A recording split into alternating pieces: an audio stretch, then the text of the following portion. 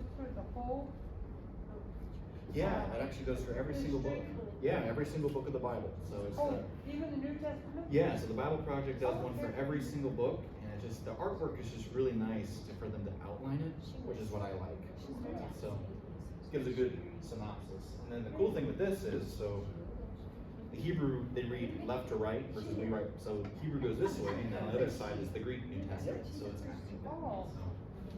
Where did that book at? I had to get that for seminary, for my Greek and Hebrew classes, but it was kind of a cool buy. And anyway, so. I would think those would be almost impossible classes. It works. Some of the, in my opinion, you kind of take to one or the other. Like I really like Greek more than the Hebrew, but the Hebrew was way cooler to see how the language worked. It's just when you're reading right to left and they say things that are not, like if you take English eventually back to Greek, Hebrew is its own Middle Eastern dialect with the words they say. And my professor was really big on us saying the words, and I'm like, dude, I grew up in Missouri. Like I have like a bad American accent. I can't do it. But anyway, but we're talking about a Hebrew book tonight, and so we're gonna start. I thought it'd be kind of fun tonight. Unlike most of our times, I'm gonna do a lot of talking tonight. A lot of kind of just I want to tee us up for the rest of our conversations. And so we probably won't get into 1 Samuel a whole lot, but the hope is that I made a PowerPoint presentation because I have a lot of content I want to give you guys as we prepare to read Samuel together. And so I had to set these tables up for an event we're having on Saturday, and so I thought, I might as well just use it. And then I like the presentation because it's a bigger screen and easier to see a little bit. And so normally we'll be down in the parlor and we'll be more intimate setting when we read together, but that'll begin next week. And so I apologize that tonight's more of a talky thing, but again, you're welcome to ask questions or anything, but I just kind of wanted to set us up before we start talking about Samuel. And so before we get started, why don't we pray? Let's pray. Father, Son, and Holy Spirit, we're just so thankful that we can be in this place together, Lord, among friends as we dive into your word, as we get preparing for our study through the book of Samuel and on the stories, God, the stories of Israel's history. That you want us, I think, God, to read, to see your story and how we're in your story, how your story was propelled in the New Testament with your Son, and your Son who died on the cross, rose again, but then became and was exalted to the King of Kings, Lord. And so I just pray that we can, as we begin this study, that it'll be a fruitful time for us, a meaningful time for us. I pray, Lord, tonight you give me the clarity to say what needs to be said and help us, Lord, to have a fruitful time together. And I pray all these things in your name. All right. As we get started tonight, I have a few handouts that I'll give as we go along. But like I said, if you have any comments or questions, feel free to stop me and tell me to slow down if I'm talking too fast. But there's just so much good things tonight.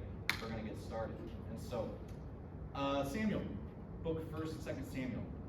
Anyone know any stories from the book of 1st and 2nd Samuel that maybe you heard in Sunday school growing up? Any favorite stories? Anybody?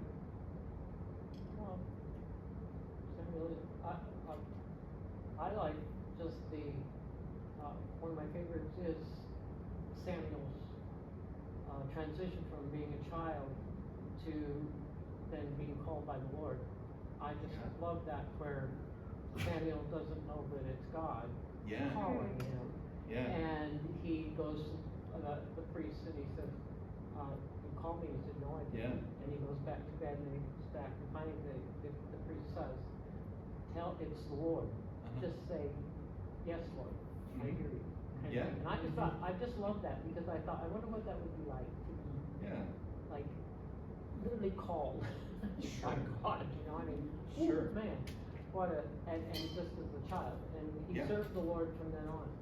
Yeah, it's a beautiful story that's early on in the book that we're going to definitely talk about. So, yeah.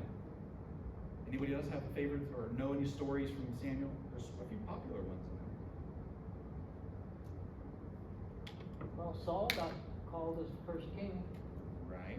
And that was a major mistake. Well, it was a major event. And it was one of the 2 times that they celebrated with sacrifices that were not in the temple. Yeah. Because it was a covenant. It was the first time, and God was not happy with them because they had wanted this, but he let them have this king. And Samuel said, this is not going to go well. And they still persisted. And so Saul was called, and it was, and they erected an altar. And Samuel then appointed him, anointed him as well. And I thought that was a very interesting thing because of how Saul ended up even getting to the place where he discovered he was going to be king. Yeah. There's a lot of drama in Samuel, which is what makes it so compelling. There's a lot of great narratives, and but it's all these stories from an ancient civilization's culture and time and history. And the Bible puts it, the Hebrew Bible, I should say, puts it in different categories. There are books of the Bible that are slightly different from our Bible. You may know that there are different divisions. The first one is the Torah. That's the most popular one. It includes the first 5 books of the Bible that are sometimes called the Pentateuch, sometimes called the 5 books of Moses. Sometimes the word Torah encompasses the entire Old Testament, but really the Torah is just the first 5 books, but it's the law. The next one we get to is the Nephim. See if I can get it up there. It's difficult to understand. They call it prophets, and in our mind we think of like the last few books of the Bible when we say prophet. But all prophet really means is like a leader, like someone that was called by God to do something. And so that's why they actually have 2 different categories. They have these are called the former prophets, and you'll see that Samuel is included to that. So it includes even Joshua, the judges, and then includes what are the later prophets, but notice that actually it looks like it has all of them, but Daniel's not included in one of those. And so, but that's how they organize it in the center of their Bibles, and then at the very end, they have what's called Ketuvim, and it has just called the writings. So it includes all the poetry, all the wisdom literature. Interestingly, they put Ruth and Esther, we talked about this before when we did Ruth and Esther. That's where you'll find some of the other writings. And so they have all the books of the Bible we have in our Old Testament. They just choose to put it in a different order and categorize it differently. We, in the Christian Bible, we organize it slightly differently. So what we'll do is we call it like Joshua through Chronicles, all the way up even to Esther, as the historical books. We'll talk more about that in a moment. And so we've moved them around a little bit and tried to put it as best we can in chronological order from Israel walking into Canaan to Israel being sent out of Canaan into exile. And so we've changed the order a little bit around, but I wanted you to see where it is, at least in the Hebrew Bible. The interesting thing about Samuel is that actually it's not 1st and 2nd Samuel in the Hebrew Bible. It's actually just one book called Samuel, followed by another book called Kings. So originally it was just Samuel, Kings. They were together. They're meant to be this saga, if you will, of the 500 years of the reign of the kings, from David all the way until the end of the monarchy. But what happened was, as you may know, that what's called the Septuagint. It is the Greek translation of the Hebrew Bible. And because in the ancient world, scroll length was so limited that Greek letters are slightly bigger and spaced a bit differently than Hebrew, that they couldn't get it all in one scroll. So they split it into 2 scrolls. And that's where we get 1st and 2nd Samuel. So if you're wondering if there's a particular reason why in the middle of the story it splits, they just needed another scroll and they just kept going. And so the tradition has stuck, and the same thing goes with Kings. Kings was originally one book, and they split it into 2. And so actually in the Greek Septuagint, it's actually kind of a four-part saga of different books called the Books of the Kingdoms. And so in the Latin Bible, that's where they get their idea from. And so on this timeline, this is the whole timeline all the way from the Kings, all the way until they get kicked into exile. Samuel, the 2 books, just covers basically that little bit where it says the kingdom, kings of the United Kingdom. But in reality, David and Solomon's stories is in 1 Kings. And so we're only talking just a couple of decades, really, in the books of Samuel. But it's around that period of time that we get all these intimate stories about the beginning of this Davidic monarchy. So who wrote the book of Samuel? That's the question a lot of people ask. Contrary to popular belief, Samuel likely did not write the book of 1 Samuel, because if you've read the book, Samuel dies halfway through the first part. And so it's difficult to see how he could have written all of it, because again, he dies halfway through. But he was around at the time of the beginning of the book and the time would know about the period of the Judges. Most scholars nowadays, though, believe that it was written probably later than Samuel, probably later after David died. We get this idea from Chronicles. There's this verse that's in there that seems to allude to the fact that the scroll of Samuel existed.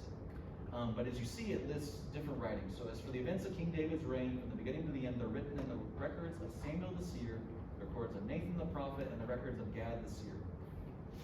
Many have traditionally thought that there was 3 authors. So maybe Samuel wrote the beginning, and Nathan and Gad wrote the later parts after Samuel died.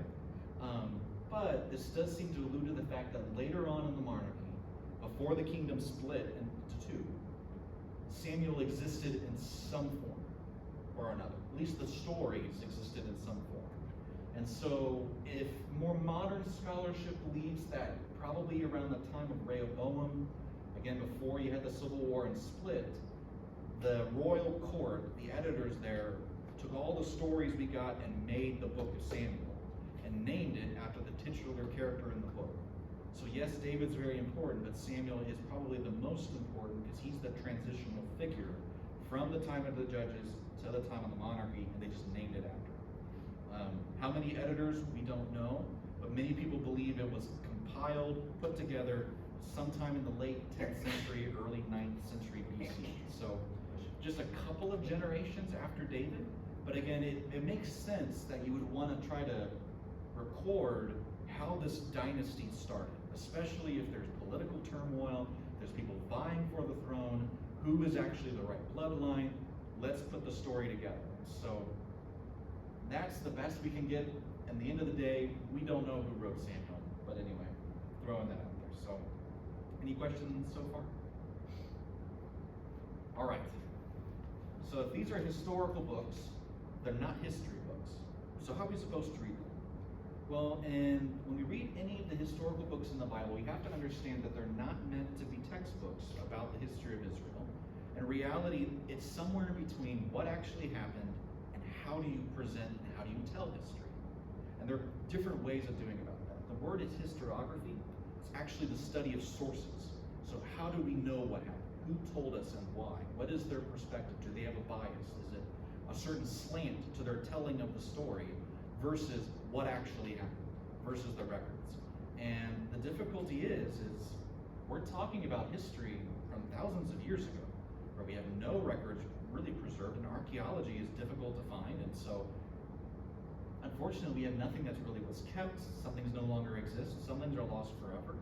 And so to know what actually happened, we have to rely on the narrator we have, and so it's difficult to get to that point. And so I know a lot of people might be disappointed when they run to the history books. Did this happen exactly as they say? Yes and no. We're somewhere in between. The period in time we're talking about is the last 2 decades of the 11th century BC into the first 3 of the 10th. And so this is the early Iron Age. And this is really before people started writing things down on papyrus. They did write things probably down or chisel them on rocks. And so we do have some archaeological evidence, but until really the latter half of the 20th century, last century, we didn't really have a lot of archaeology that proved David existed, the King David, that he was a historical figure. But thankfully, we've actually found some archaeology that has unearthed some things about it. So one of the first things I want to show you is this really interesting, it's called the Tel Dan inscription. Printed this out for you guys so you can kind of see it for yourself and research it if you want. But this is actually one of the first signs, first records that we have of mention of what's called the House of David. It seems to allude to David as a historical person. And so what happened was in 1993, there was an excavation site in northern Israel, right up there. Unfortunately, my screen's a little small. And they unearthed this kind of tablet. Unfortunately, it was broken, probably because, again, it's been hundreds of years and changing of hands so many times. But there's this inscription that's on it, that was chiseled on it, and what would happen is kings, as propaganda for their own people, would chisel basically like victories. So they could spread it around, and they would also terrorize their neighbors. And so we have, barely into the chiseling, this ancient Aramaic. And the best that we can come out is there's a king that's boasting in probably the 9th century BC, so we're talking after David existed, that thanks to his god Hadad, he vanquished several thousand Israelites and Judahites, their horsemen and chariots, and dispatched them. That's basically all that it's saying, based off what we can get, because as you can see, it was broken. And we believe that this is the Aramean king Hazael of Damascus, recorded in 2 Kings chapter 9. Why it shattered, it was the territory where Assyria came in, and so if you can imagine, again, invading armies coming in, destroying things, they didn't care about preserving this like we would. But why is it significant? There's a broken line, as you can see, that has been outlined in the photograph, that says House of David. Now, it's not talking about David himself, but it's alluding to his dynasty. It's alluding that he is the founder of the king that sits in Judah, that he is from his house. And so, it's almost maybe half a century after David, but it says his name. And that's really significant, because outside the Bible, again, we didn't have a lot of this archaeological evidence. And so, this is only clear. There are some archaeological evidence we have that has been, unfortunately, distorted over years, but this is the first one that's clear and preserved, that's outside the biblical text, that proves that King David had to have existed in some form as a historical person. He's not just made up in the Bible. He somehow existed, and they're recognizing him as an ancestor to this king that was defeated by this Aramean king. So that kind of makes sense. I'm trying to hope that I'm not muddying the waters too much. The significance is that we're now finding actual archaeological evidence that David himself existed. Unfortunately, this doesn't tell us who he was as a person, his reign, his personality, or anything, but it is insightful, at least enlightening, that we are discovering that he did exist. And that's a great proof for the Bible. So, there's this great quote I read about archaeology that says the absence of evidence is not the evidence of absence. So just because we can't find anything doesn't mean that everything the Bible says is not true. We're talking hundreds, if not thousands of years ago, and unlike today where we want to preserve history, they didn't care about that. They didn't really, especially if you're on the losing side, we don't want to preserve any of that. And so we just have a different mindset today in the modern world. And so I want to reiterate again, if you're coming at this book looking for a history textbook about this time in Israel's history, I'm afraid you're going to be a little disappointed. So one of the scholars that we read was reading, it says, today's readers sometimes forget that the Bible's historical books were not meant to present the history of Israel, and that we as Christians are nurtured primarily by the study of history in and of itself. And so I don't want us to get bogged down in question the text is not trying to answer. It's not wanting to tell you a history, it's wanting to tell you a story about God and his interactions with this people, Israel. And so while those questions are not necessarily bad, they just aren't the questions that the text can answer for us, and that's not really what the text wants to do. Walter Brueggemann says, the imaginative narrative mode of the books of Samuel warns us against being preoccupied with historical questions as did it really happen? So exclusive attention to flat historical questions just violates the intention of the text. So we have to come at it from a different angle. And so I'm going to take a risk. I hope you won't fire me for this. I've been really swayed since seminary, speaking of which. I had an Old Testament class called Christian Scriptures 1. It was one of the hardest classes I ever took because the professor was so strict, but she had such an insight to the Old Testament. And she made us read this book by Robert Alter called The Art of Biblical Narrative. And this may have been the hardest book I've ever had to read in my entire life, just because it was so dense, but he is so insightful. I thought I knew how to read the Bible until I read this book. And he has a way of understanding how we're supposed to read history.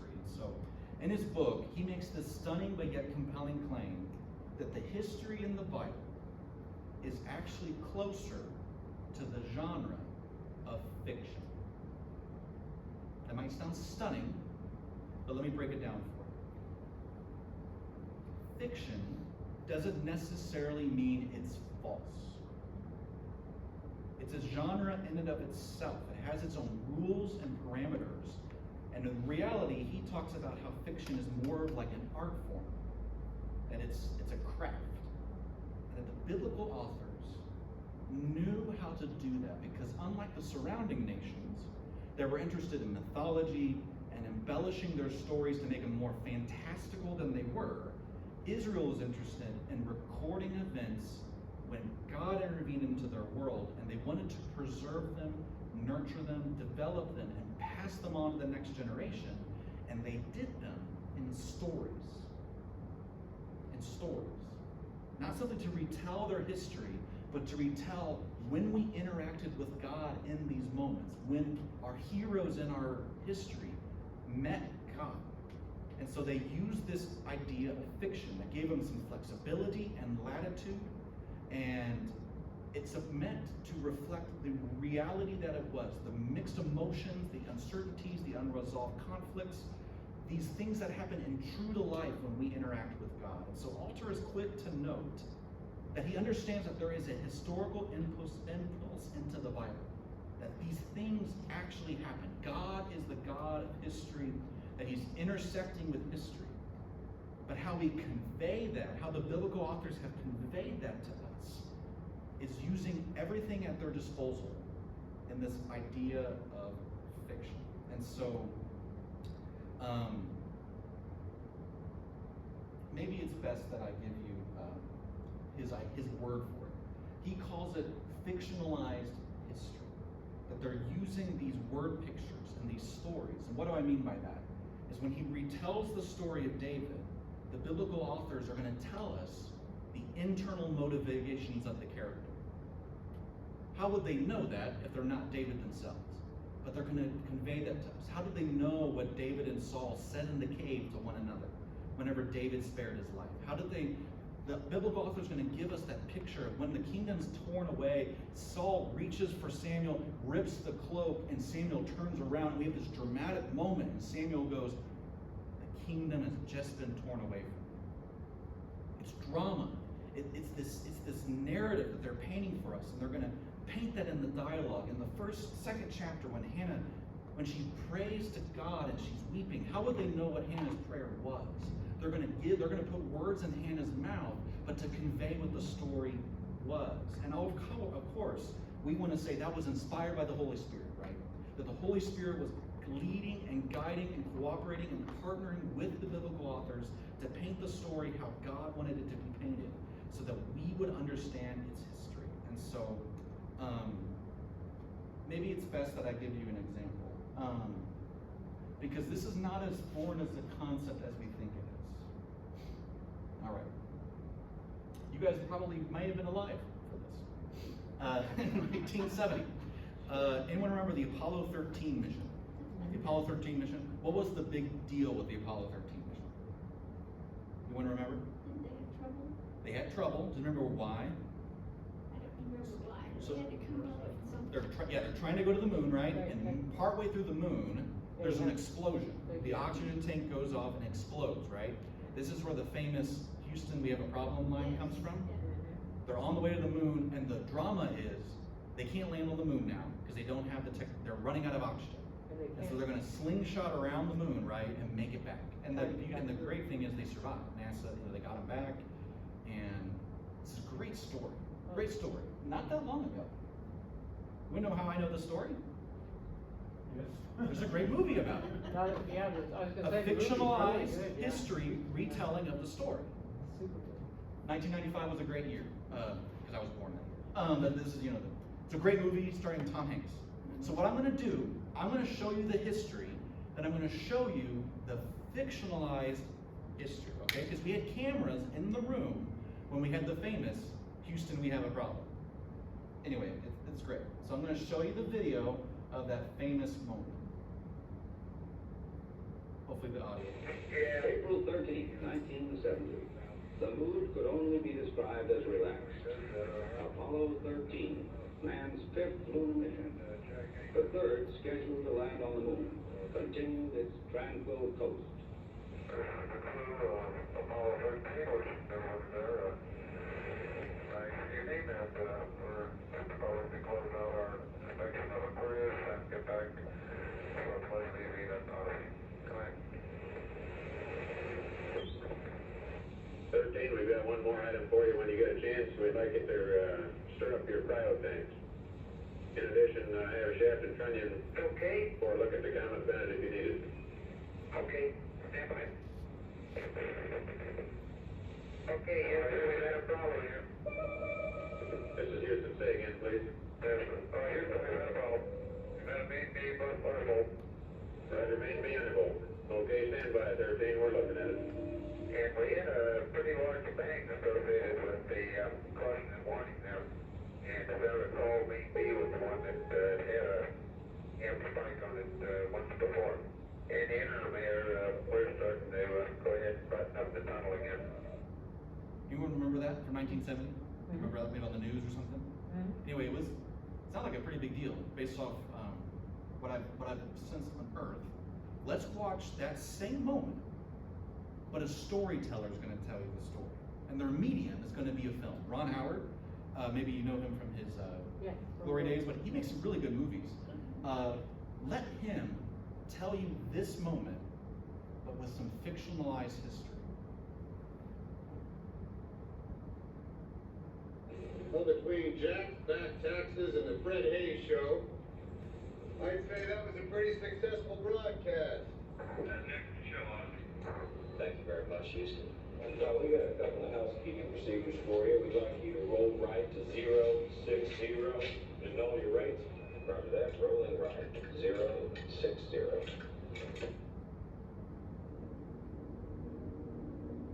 And then if you could give your oxygen tanks a stir. Roger that.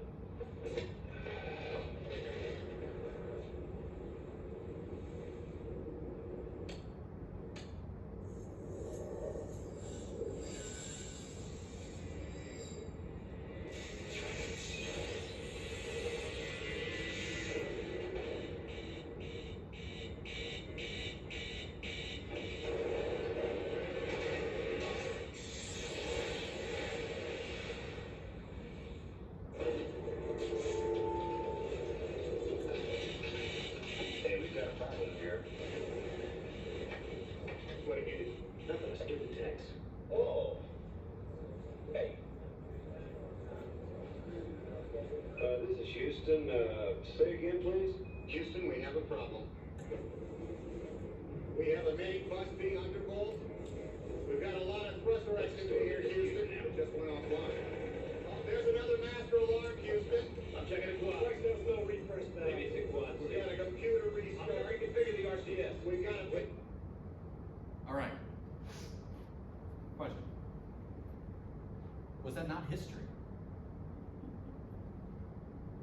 They invented dialogue, they added some music, there's tension. We didn't see in the history what was going on in the module, so they had to invent that to give the characters perspective, but we're in it. We're in it. We're in the story a little bit. Now we can question the historical accuracy, how closely it was. But that's what fictionalized history is these narrators and storytellers. They're doing their best to retell you what happened. So did David beat a giant? Yes. David fought Goliath? Yes. But they're going to invent dialogue that David says to Goliath, and all these moments when he goes and talks to Saul and he puts the armor on, because they're trying to communicate something. They're trying to give us motivations for these characters. They want to bring us into the story. Not necessarily to tell us history, but to tell us revelation. What is God doing in this story? And for me, when I read Alter's book, it just gave me such an appreciation for the artistry of the biblical authors. That the intentionality of the words they chose. Obviously we have it in English, but the original Hebrew. Why did they say it when they said it? Why did they tell the story this way? Because again, in the clip, why did Ron Howard, the director, choose to tell that part of the story this way? Because he wanted to add tension. He wanted to pull you in as an audience. He wanted the music to come at the right moment. He wanted Tom Hanks to question Kevin Bacon the way he did, to add a little tension between the characters. The biblical authors are doing the same thing with their sacred history, guarded, of course, by the Holy Spirit to make sure it's done the correct way. And so we're accustomed to this idea more than we want to admit. I'm just going to throw out a few movies that do this. Hollywood is built on this idea of retelling history, but we have to tell it a certain way. These are some of my favorite. Some of my favorite movies are the based on a true story, because this is real history. But obviously, we have to add. We have to give the characters dialogue. We have to give the characters motivations. We have to add tension and drama to pull people in. So quote Robert Alter. He makes this stunning observation. The author of the David story stands basically in the same relation to Israel's history as Shakespeare stands to English history in his history plays. Shakespeare tells you the history of England, but he adds dialogue for the stage to bring the audience in, and that's how Israel taught their history. And why today we know David defeated a guy named Goliath. That story has staying power because of the beauty of the author. That's how you know those stories about Samuel when he hears the voice of God in the temple and he hears it. There's just these beautiful stories in this. Whenever David and Saul are in the cave, David has a chance to end Saul's life, take the throne, and actually fulfill his destiny. But we have some internal dialogue. We're told by the narrator that he's conflicted. Can I take the life of the Lord's anointed or not? It's meant to draw us in that we're almost there in the story with them. Isn't that? It's so beautiful. And so my point to really try to stress this is that this idea is not as foreign as a concept as we think it is.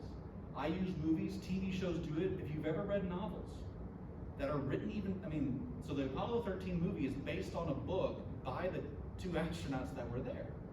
So anyway, this is where I was afraid I'd get a little bit of pushback, because it was hard for me to swallow the first time too.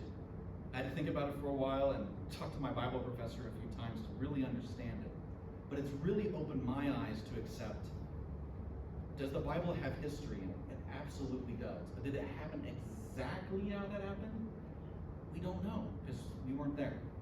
And so we have to rely on the trustworthiness of the biblical authors and how they presented it to us. And so, did I explain it well, pushback, or anything? Again, you're welcome to disagree with that. That's just how has helped me to understand the history presented, especially in the Old Testament. And so, all right. I'll take your silence as I get chewing on. Eugene Peterson, the guy that is a beautiful theologian, he really stresses the significance of storytelling. Not only in the fact that God has given us his word in a way that's enjoyable. So that's the first thing he points out is, we're so grateful to God that his sacred text comes in these stories that are enjoyable for anybody. Young and old, those that can read, those that can't read. There is this, he calls it this magnetic field around the Bible that God has presented because it comes into us in the story. But there's another reason Peterson points out, and it's this idea of participation. And so I had got his commentary on the Samuel books. I was so excited to get it. But I wanted to print out the introduction for you, and just so you can read it for yourself. And this is just the introduction to his commentary on the book. But he stresses participation. That's what the biblical authors are up to. And he talks about how a good storyteller, and maybe you know people in your life, maybe you are one yourself. Don't the best storytellers, they know how to pull on your heartstrings, don't they? How to get you caught up in the drama. How you can identify with the character. How you can see the nooks and crannies, he says, of life that we get overlooked, and realize there's more to this business of being human than we ever explored. If the storyteller is good, windows and doors are open. And the Hebrews were so good at being storytellers, so artistic, and then their moral sense. This is how they wanted to talk about God. And this is why it's inherited in the New Testament with the Gospels. And so, when I was preparing, I'm already really excited for next week. There's something that pulls me into the story of Hannah and her sense of God-forsakenness. The way that it's written and her honesty and her prayer. Only a good storyteller can do that. Bad storytellers can't, and they make you put it away. And so he goes on to say that the biblical way is to tell a story and invite us in. Live into this. This is what it looks like to be human. God made God-ruled world. This is what is involved in becoming a mature human being. And so, I wanted Some of to. the New Testament, something like So Robert Alter is a Jewish scholar, so he only primarily focuses on the Old Testament. I don't see why we can't bring that into the New Testament. So when we read the gospel stories, as the apostles are recalling what Jesus said, they have to give us some indications of things based off what the Holy Spirit would give them in their mind, right? I would think. When they retell us the story of Jesus, and what we're going to talk about in a moment is what was the Bible the apostles had? The Old Testament. So they're going to base it based off what they grew up with. And so they're going to try their best to be just like the biblical authors that they saw. And so, does it kind of answer your question a little bit, Randy? I let alters, no pun intended, alter my perspective of the Bible going through the rest of it. But he really focuses primarily on the Old Testament. And what's really cool is my favorite store is Half Price Books, just because I love getting books. I found this at one. This is actually Robert Alter's translation of the books that we're doing, some of the former prophets, and so includes Samuel. And so it's actually been kind of cool to see how he interprets the original Hebrew and his word choice and things. And so, anyway, this was a sign that we were meant to do Samuel. That's how I took it. That God allowed me to find it. In all seriousness, because I really appreciate his perspective. And so, we care about history. But we got to come at these books and let them be what they want to be. Does that make sense? I think we'll be drawn into the narrative. And not just the ones that are sweet and sensitive, we'll be drawn into the ones where, and we're going to talk about it, is, man, Saul had it all. But then he slowly declines. And we're going to talk about why. Maybe we're just like that sometimes too. We're meant to see that and go, oh, how do I take that away in my own walk with God? So anyway. Okay. Any other thoughts on that? Okay.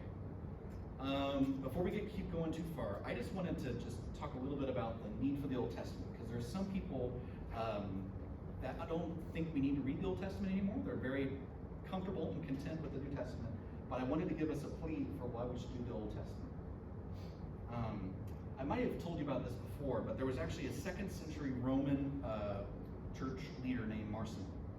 And he had difficulty reconciling the God of the Old Testament with what he believed was the God in the New Testament. The God in the Old Testament he believed to be only vengeful and wrathful and all about justice. And when he read the New Testament, he didn't understand how the God that was Jesus' father could be the same one like that. Because he saw in Jesus love and forgiveness, and he couldn't reconcile the two together. And so what he did was he threw out the Old Testament, and he took his Bible and he just put in just a part of the Gospel of Luke and some of Paul's letters. He refused to put Matthew in because he said it was too Jewish, and he refused to put James in because he thought it was too Jewish. And so that was his Bible. What's interesting is the reaction is that after his death, all the early church fathers called him the arch heretic. They were so angry he did this. Polycarp called him the firstborn of Satan. That's what it was. Justin Martyr, Irenaeus, Clement, Tertullian, Origen, they all said no. We need the Old Testament. And they refuted what he was saying. I bring this up because there seems to be maybe a lot of, shall we say, closet Marcions in some of the churches. Where they have this very low view of the Old Testament. We can't do away with it, but we're not going to read it anymore. It's outdated, it's outmoded. We don't like the God it presents. We like the God only in the New Testament. And so they will shrink away anytime we get to a new Old Testament book. I like someone online called them the red letter Christians. We just like what Jesus said. We don't really care about the Old Testament. And so what they've done without actually doing what Marcion did is they've reduced 3/4 of their Bible to, we don't need it anymore.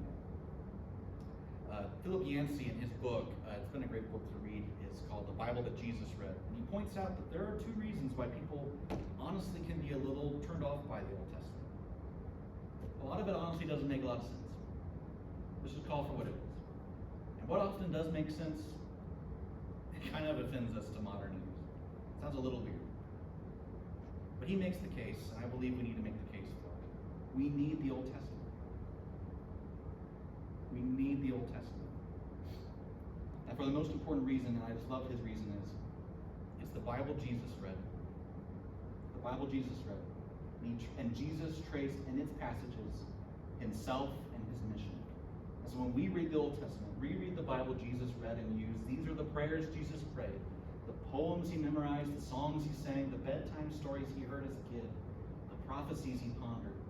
He revered every jot and tittle of the Hebrew Scriptures. And the more we comprehend the Old Testament, the more we can comprehend Jesus. John Goldingay has this idea that he doesn't like the idea of Old Testament. He prefers to use the word First Testament. Old implies that it's old and done away with. It was just the First Testament that makes room for the New Testament. And so when we think about the biblical authors, especially in the New Testament, the apostles, they had the Old Testament down pat, memorized, especially the Apostle Paul. And we can't understand the New Testament without understanding the Old Testament. I found this really cool image. I don't know if you've ever seen it. I don't know if you can really tell very well. There are almost 64,000 cross-references or hyperlinks in the Bible. This illustrates that. The concept of hyperlink on the internet, it's like those highlighted things and you click on it and it takes you to another web page. That's what a hyperlink is. Someone made the observation that essentially whenever the New Testament quotes the Old Testament, that's kind of like a hyperlink, right? It goes right back. So someone, Christopher Harrison, had this idea of trying to like represent it in some way, and as he was working on it, this beautiful kind of picture emerged. And so let me explain the picture. So the bars on the bottom, that run along the bottom, they represent all the chapters in the Bible, starting from Genesis 1 all the way on the left, going all the way to the right. And the books alternate in color between light and dark and gray. And with the first book in the Old Testament is usually in, how did he say it?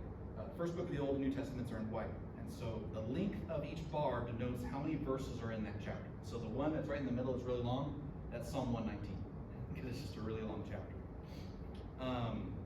Each of the exact number is 63,779 cross-references found in the Bible are each of the arcs. And the color corresponds to the distance between the two chapters represented in the rainbow-like effect. That just shows you how often the New Testament thinks about the Old Testament. Isn't that amazing? We have to know our Old Testament to know anything about the New Testament. We have to, friends. They're constantly thinking about it, constantly calling back to it, and constantly seeing Jesus. Anyway, I thought that was such a cool representation of that. Anyway. Well, how about just Samuel itself? I just came up with a few quick ones. We're going to talk about this when we talk about it next week. Has anyone ever heard of the Magnificat in Luke chapter 1? That after Mary is visited by the angel, she goes and visits Elizabeth, and she just randomly breaks into song. And we're like, it's kind of weird. Why did she break into song? Well, in the opening of 1 Samuel, in a very similar but different situation, a different mother has this miraculous encounter with God. She has her son, and she breaks into song. Could it be that Luke is kind of echoing 1 Samuel when he begins his story of Jesus? Now, of course, we're not doing Gospel of Luke right now, but we'll talk about it next week bit. Why would Luke do that? Well, maybe he has a fondness for 1 Samuel, and he's trying to tell us something about Jesus by echoing Samuel. Anyway, we'll talk about it more next week. Another one. There's this interesting story where Jesus is confronted when his disciples are plucking grain. The Pharisees come up and they get mad at them for working on the Sabbath. Jesus refers back to Samuel and their defense. This is an interesting story where David's men are out of bread, and so he wants to eat the bread that's inside the temple that's only for, the tabernacle, temple's not there yet. Tabernacle that's only for the priests, and he gets away with it. Jesus references that story when he's defending his disciples and when he talks about being the Lord of the Sabbath. The most important person is David himself. David is a very important person in the New Testament, but do we really understand who David is? It's really important because Jesus is meant to be a son of David. This is a big deal for the New Testament authors, especially Matthew. whose entire genealogy is to basically prove that Jesus, having his adoptive father Joseph, he is in the lineage of David. Why would that be important? We need to know who David was. David was the first of the good kings. Obviously, we have Saul as a king, but his dynasty is the one Jesus walks into.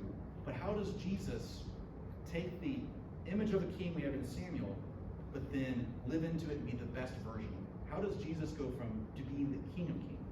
Well, we need to understand, where did the king come from? Where did this idea of having a king give birth? It's in Samuel. The most significant one, and the Bible Project's been really great on this one, if you listen to their podcast, is this idea of the Lord's anointed. Maybe you've heard the word Messiah before. Hebrew is Mashana. But in Greek, it's Christ. So when we say Jesus Christ, we're saying Jesus Messiah. But all it really means is just anointed one. There's quite a few anointed ones in the Old Testament. And maybe I've told you this before. They're just lowercase m messiahs. Usually they're prophets, priests. In Samuel, we'll see they're kings. Saul's anointed, David is anointed. You could say they're messiahs, lowercase m. So when Jesus comes along and he's the capital M Messiah, he has to be the best version of what a Messiah means. Maybe Samuel gives us some clues as to what a Messiah is supposed to be, especially in the role of the king. How does Jesus live into this idea of a Messiah to the fullest? Well, we got to understand where it comes from. And how we see that even the lowercase m Messiahs, how they fall. Saul falls, and then by the time you get to the end of 2 Samuel, David himself falls. This is important when we understand Jesus, when he never falls. Anyway, some themes we're going to get into when we get into the book. Okay. I love this, my last handout, I think. I wanted to give you Philip Yancey's first chapter. And again, it just talks about why we need the Old Testament. But he has this great story about, at the end of Luke's gospel, on Easter, right? The two disciples are walking on the road from Jerusalem, and they're headed to Emmaus, right? Two disciples are walking. We're only given one of their names. One of them's Clopas. They're walking on the road. Jesus appears to them, right? But Jesus doesn't reveal who he is, so he's just walking alongside them. And as they're going down the road, the disciples are just kind of shaking their heads after that long week. And do we need any more? We need any more. We need more. They're shaking their heads, disappointed that, man, we thought he was the Messiah. We thought he was the Messiah, and they crucified him. They killed him. And we heard reports that he rose again from the women, but it's just hard to believe. And as Jesus is walking with them, there's this moment where Jesus eventually gets fed up and stops them. And Luke says this. When he stops them, Jesus pipes in and he says, Jesus took them through the writings of Moses and all the prophets, explaining from all the scriptures things concerning himself. And I heard a preacher once say, man, I really wish I would have been a part of that Bible study. When Jesus unpacks the entirety of the Old Testament on that 7-mile road from Jerusalem to Emmaus, Jesus believed the Old Testament was imperative to understanding himself. And so what Philip Yancey argues, and you'll see it in that what I gave you, is today we need an Emmaus Road experience, he says, but in reverse. That the disciples knew Moses and the prophets, but could not conceive how they might relate to Jesus the Christ. Modern church knows Jesus the Christ, but we're losing any grasp of Moses and the prophets. I thought that was a beautiful observation. So my goal is, when we go through Samuel, is to try to facilitate that moment where we can be in the Old Testament and see how it points to Jesus. And so, thoughts before I set the stage, put the players in place, and give us the background to actually what's happening before Samuel starts. Anything from what we said tonight? Anything I'm maybe talking too fast? Feel free to let me know if you have any questions or anything.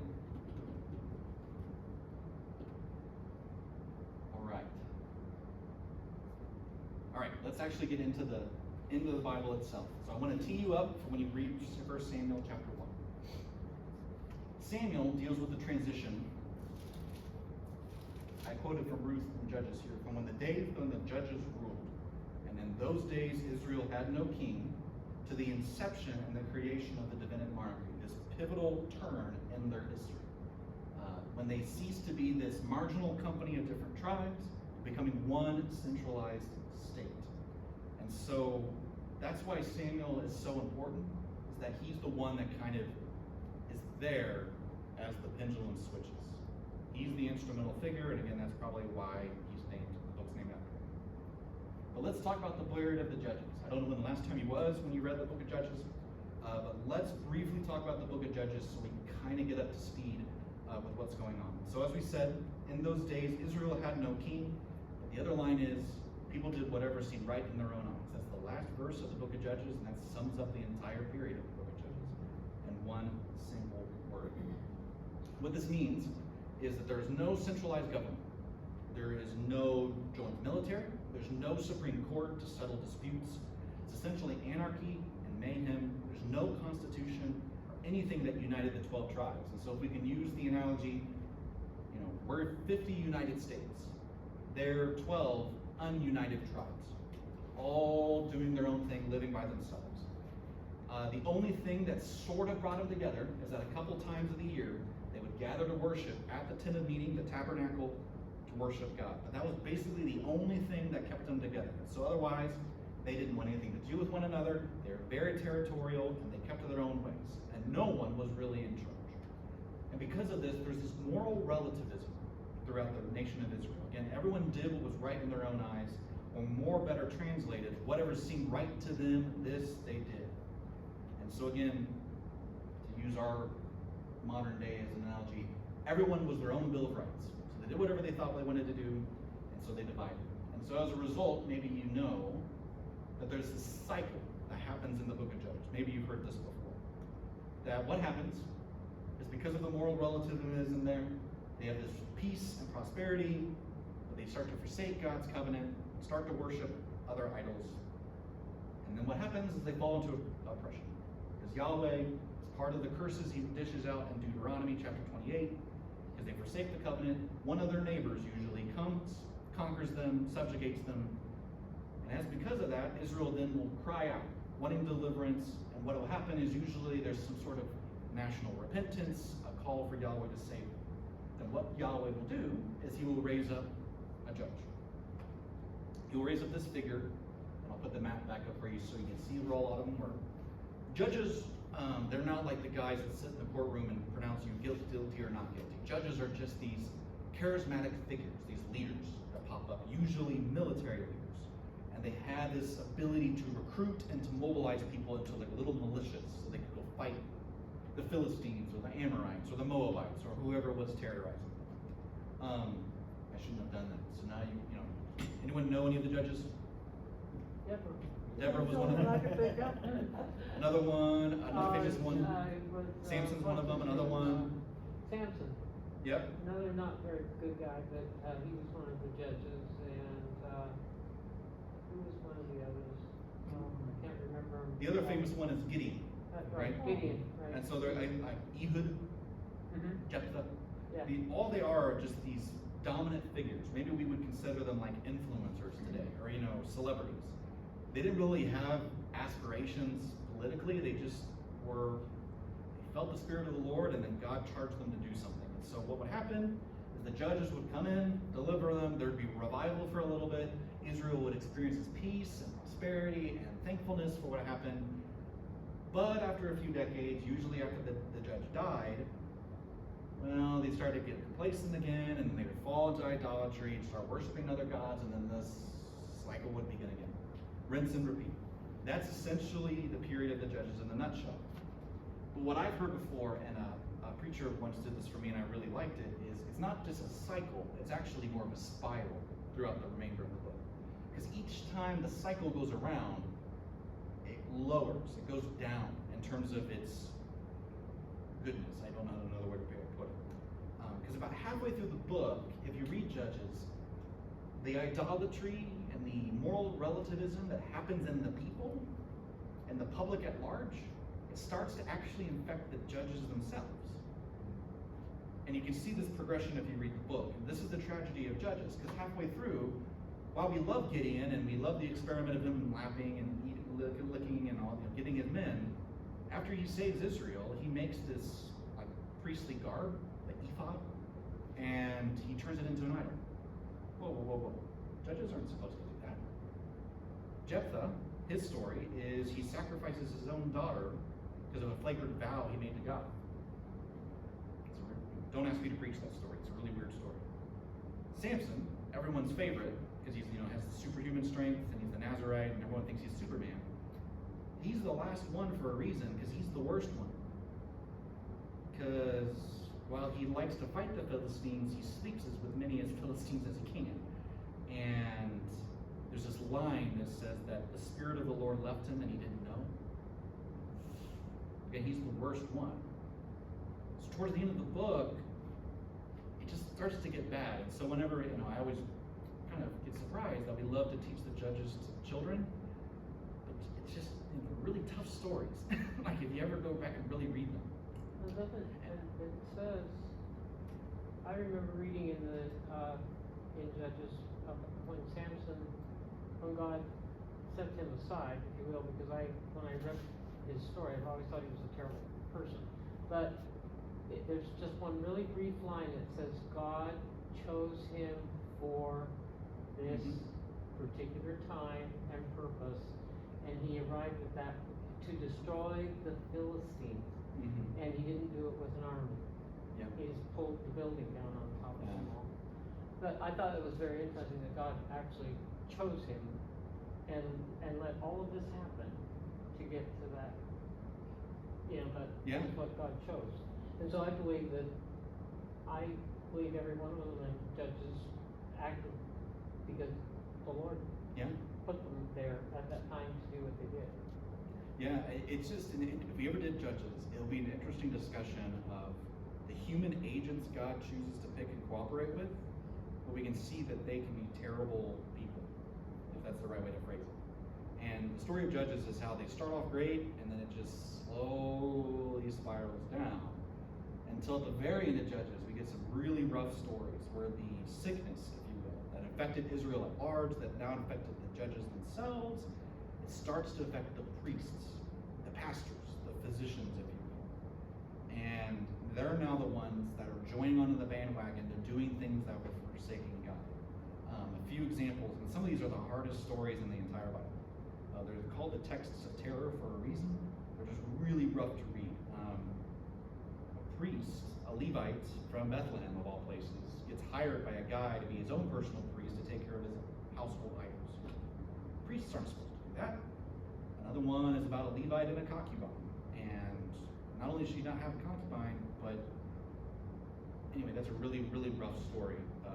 If you read it in your Bible and read a Bible in a year, it's really, really bad. And that's how the book of Judges ends, is moral decay, religious amnesia, political impotence, division, maybe the word could be spiritual darkness.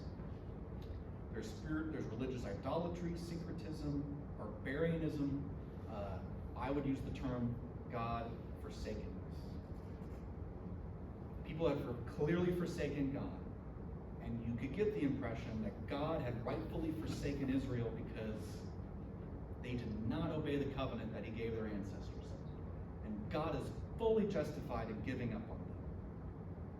The question that Samuel wants to raise is, what if God had not forsaken them?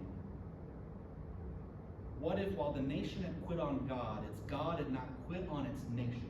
That God was moving and working to redeem Israel from that downward spiral that she found herself in. That God's eyes were roaming the landscape of Israel for any righteous remnant that existed in Israel. They were invisible to everybody else but God himself, and he sees someone hungry for righteousness, in the words of Jesus, seeking first his kingdom and his righteousness, and all these things will be added to him. And lo and behold, all he can find is a barren woman praying at his doorsteps for a son. And her name is Hannah. And because of her, the story is going to change. And that's where Samuel picks up for us. Isn't that a cool story? What's God going to do through her? her son, and through whom eventually he will anoint. And so, friends, right at an hour, I have teed you up for Samuel, and I hope you're excited as I am, because this is going to be a fun study, some really great stories. We're probably not going to go verse by verse like we've done in the past, but we're going to do more unit by unit. And so I want you all for next time to come, if you can read essentially 1 Samuel chapter 1 and 2. We're going to do the story of Hannah, but we're also going to talk about the story of Eli, how the priests are just impotent, to say the least. But the story of Hannah is such a beautiful narrative. And again, Luke echoes it when he does his story of the birth of Jesus for a reason. But anyway, I hope that tees you up for our discussion that we're going to have. And so, any questions before we get going into Samuel? I hope I answered some, or if not, please come and talk to me. Otherwise, I think I gave you all the handouts I'd like for you to read. Otherwise, next week we'll be downstairs in the parlor, and we're going to just jump in to 1 Samuel chapter 1 and 2. So, thoughts, questions? Anyone excited? You guys are really excited. You're as excited as I am. Yeah. Anyway, thank you guys all for coming. So, unless you have a question, God bless you.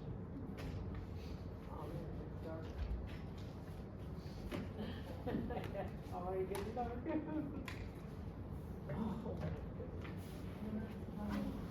Well, it always is. Winter is always coming. That's what they said on Game of Thrones.